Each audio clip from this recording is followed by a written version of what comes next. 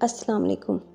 ہم روز نماز کے بعد دعا مانگتے ہیں، لیکن کیا آپ جانتے ہیں کہ وہ دعا جو آپ مانگ رہے ہیں قبول ہوگی یا نہیں؟ اگر آپ نبی کریم صلی اللہ علیہ وآلہ وسلم کے بتائے ہوئے طریقے سے دعا مانگیں گے تو دعا ضرور قبول ہوگی، اور وہ طریقہ اس حدیث شریف میں بتایا گیا ہے۔ حدیث مبارکہ: رسول اللہ صلی اللہ علیہ وآلہ وسلم ہم لوگوں کے ساتھ مسجد میں تشریف فرما تھے۔ اس وقت ایک شخص مسجد میں آیا، اس نے نماز پڑھی اور یہ دعا کی: اے اللہ، میری مغفرت کر دے اور مجھ پر رحم فرما۔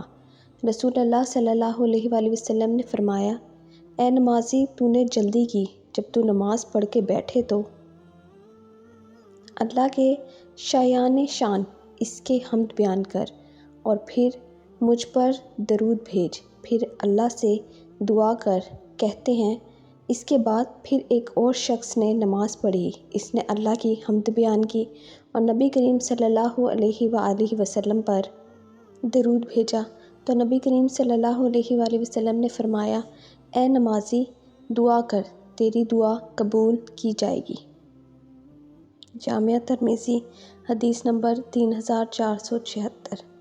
ایسی اچھی اور پیاری حدیث کو سنتے رہیں، اور سننے کے بعد پلیز چینل کو سبسکرائب کریں اور ہر ویڈیو کو لائک اور زیادہ سے زیادہ شیئر کریں۔ جزاک اللہ۔